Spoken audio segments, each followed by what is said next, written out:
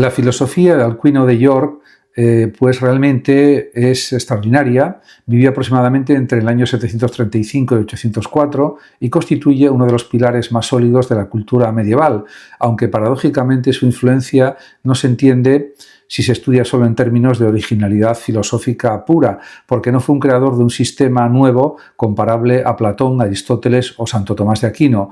Su papel es más bien el de un transmisor privilegiado, un maestro de síntesis que logró mantener viva la herencia de la antigüedad en un contexto histórico de crisis, al tiempo que la dotó de una nueva forma al insertarla en el marco del cristianismo carolingio. Y precisamente por eso resulta esencial explicar su filosofía, porque se puede decir que en ella late el germen de lo que sería el Renacimiento carolingio, la recuperación cultural de Occidente tras los siglos más oscuros de la Edad Media temprana. Entender a Alcuino es comprender también cómo la filosofía se adaptó a un nuevo contexto, un mundo ruralizado, fragmentado, pero que comenzaba a reorganizarse bajo el impulso de Carlomagno y donde la transmisión del saber, la pedagogía, la educación moral y también la fidelidad a la tradición eclesiástica fueron sin duda los vectores decisivos. Su filosofía puede definirse como una filosofía de la educación, de la teología práctica y de la disciplina intelectual al servicio, eso sí, de la fe y del poder político cristiano.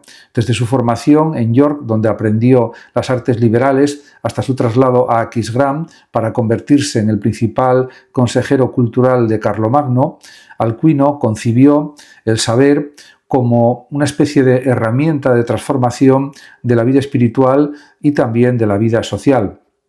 En este sentido, resulta fundamental subrayar que para él la filosofía no era un fin en sí misma, sino un instrumento subordinado, en todo caso, al conocimiento de Dios y a la organización de la comunidad cristiana. No hay que olvidar, diríamos, que los planteamientos religiosos del propio Alcuino. En su concepción, las artes liberales, gramática, retórica, dialéctica, aritmética, geometría, música y astronomía, constituían sin duda la base necesaria de cualquier aprendizaje filosófico y teológico. Su insistencia en recuperar y sistematizar el trivium y el quadrivium no responde únicamente a una nostalgia de la tradición clásica, sino a la convicción de que sin una sólida formación en estas disciplinas el entendimiento humano no podía elevarse a las verdades superiores. La filosofía, por tanto, debía comenzar por la corrección de la palabra, la claridad del razonamiento y el rigor en la argumentación, para después orientarse hacia el conocimiento de la escritura y de Dios. Y en este sentido, la impronta platónica y agustiniana es evidente en su pensamiento. Como San Agustín consideraba que la verdad se encontraba en Dios y que el conocimiento humano debe orientarse hacia la contemplación de la luz divina. Pero, a diferencia de un filósofo especulativo, Alcuino se centró en las condiciones pedagógicas, se podría decir, y prácticas que permitieran acceder a ese conocimiento. Así, su filosofía se puede decir que está impregnada de un realismo pedagógico. No basta con afirmar que el alma está llamada a contemplar a Dios, sino que hay que organizar las escuelas, formar maestros, enseñar a leer y a pensar para que ese camino sea realmente posible. En cuanto al ideal filosófico de Alcuino de York, está íntimamente unido al proyecto político de Carlomagno, la idea de una, diríamos, forma de poder político que representa un imperio cristiano, necesitaba de una base cultural y doctrinal sólida. Por ello, Alcuino entendía que la filosofía debía formar parte de la construcción de un orden cristiano universal. La educación era la vía para uniformar y moralizar a la sociedad. En este sentido, su pensamiento está atravesado por un fuerte componente práctico y normativo. La verdad es única, está en Dios, y la misión del filósofo y del maestro es guiar a las almas hacia ella, evitando desviaciones, herejías o corrupciones del tipo que sea. Y en este aspecto uno de los temas más característicos de su pensamiento es el culto a la claridad. Frente a la oscuridad de los siglos inmediatamente anteriores, su filosofía se propuso ordenar, sistematizar, clasificar. En sus diálogos pedagógicos, por ejemplo, en sus cartas y tratados, vemos cómo insiste en la importancia de la gramática como ciencia inicial. Para conocer a Dios hay que empezar, según él, por conocer las palabras.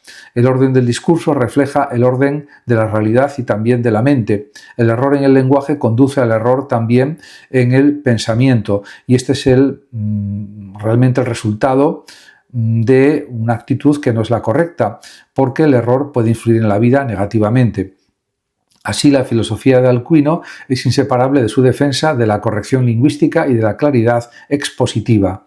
Y otro aspecto central es la teología trinitaria. Aunque no fue un gran innovador, Alcuino defendió con fuerza la ortodoxia frente a desviaciones como, por ejemplo, el adopcionismo hispano, la doctrina de Lipando de Toledo y Félix de Urgel. En su polémica contra estas corrientes sostuvo que Cristo no era hijo de Dios por adopción, sino verdadero hijo por naturaleza. Aquí diríamos que se muestra cómo para Alcuino la filosofía debía estar siempre al servicio de la fe. La dialéctica y la argumentación eran armas para refutar los errores y defender la doctrina. En este punto, su pensamiento se enmarca en la tradición agustiniana, pero adaptado al contexto carolingio, donde la unidad doctrinal era esencial para la cohesión política. La filosofía de Alcuino también puede describirse como una filosofía de la memoria y la tradición,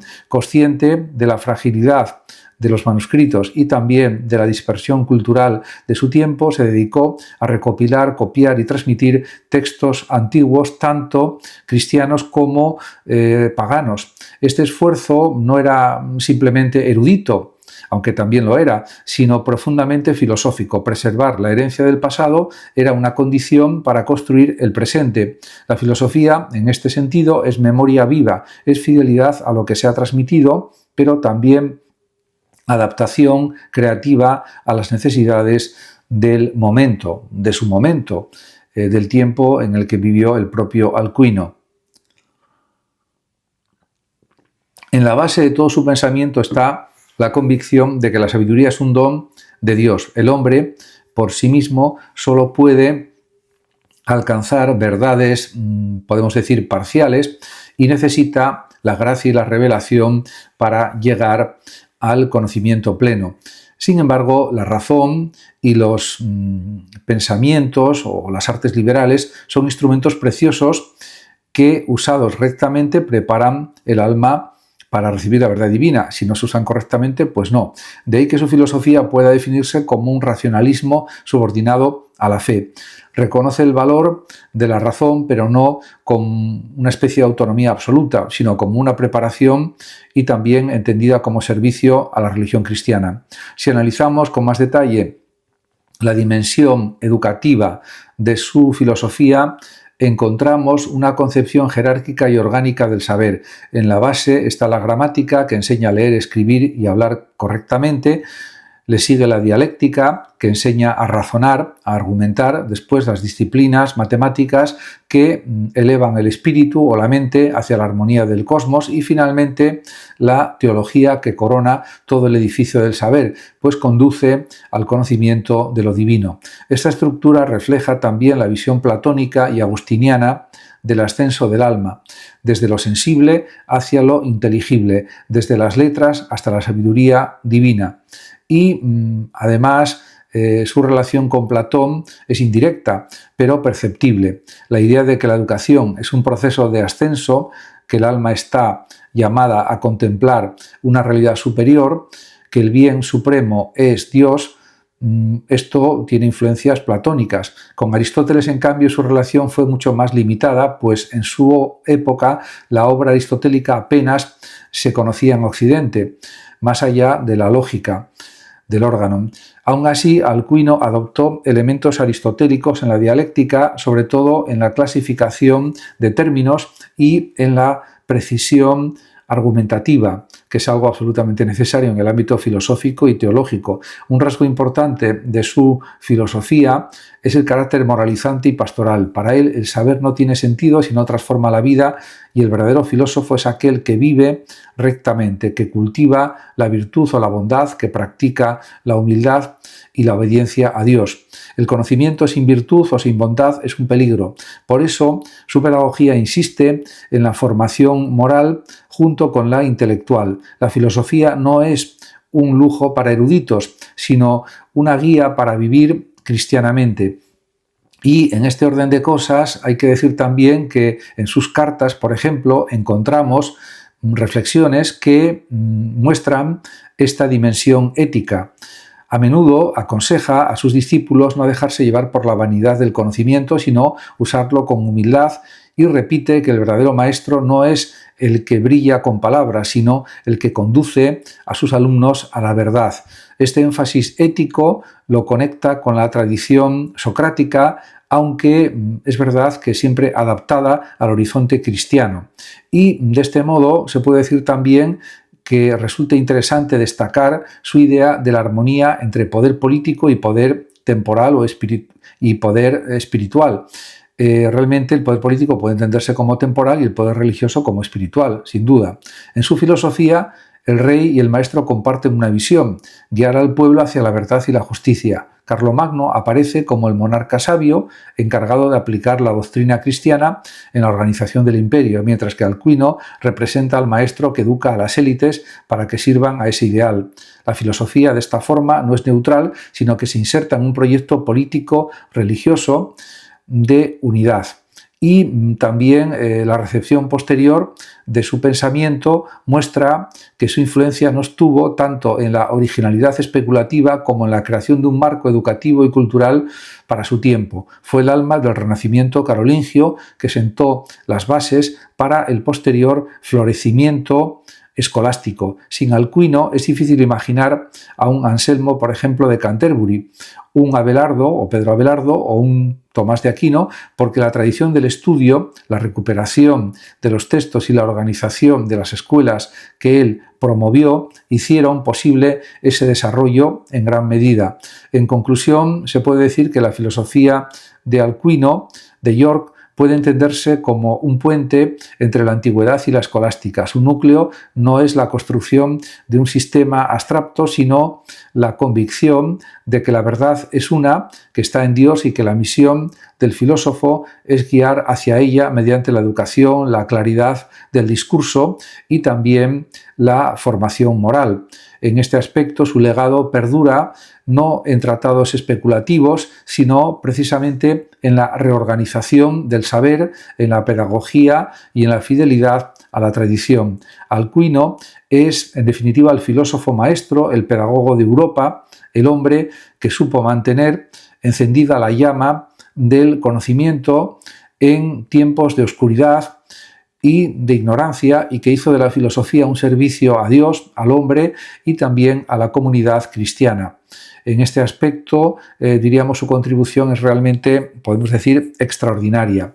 Y también se pueden realizar análisis para comprender más plenamente la filosofía de Alcuino, analizando su relación con la Inglaterra en el siglo VIII. York era un centro intelectual notable, a pesar de la relativa fragmentación política de los reinos anglosajones.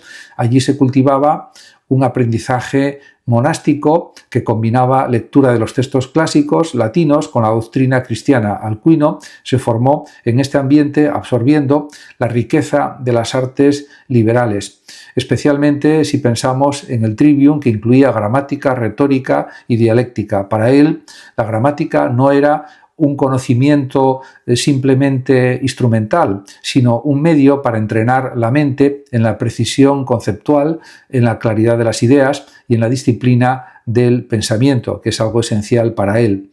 Y tiene razón en considerarlo de esta forma. La retórica y la dialéctica, a su vez, eran herramientas esenciales para formar argumentos sólidos, para persuadir en el contexto de la fe y para defender la ortodoxia doctrinal en su tiempo.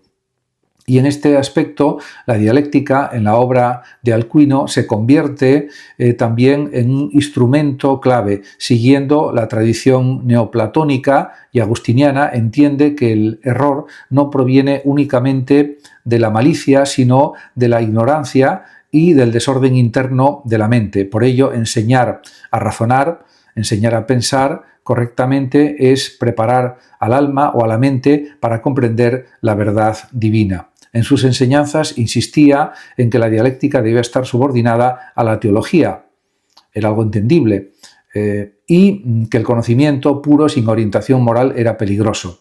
La filosofía para Alcuino es, por tanto, inseparable de la ética y la inteligencia debe cultivarse con el propósito de elevar el alma hacia Dios y mejorar la sociedad. Muchas gracias a todos por su atención y hasta mi próximo vídeo. El que lo desee puede compartir este vídeo, darle like o suscribirse a mi canal de YouTube. Hasta pronto. Hasta siempre.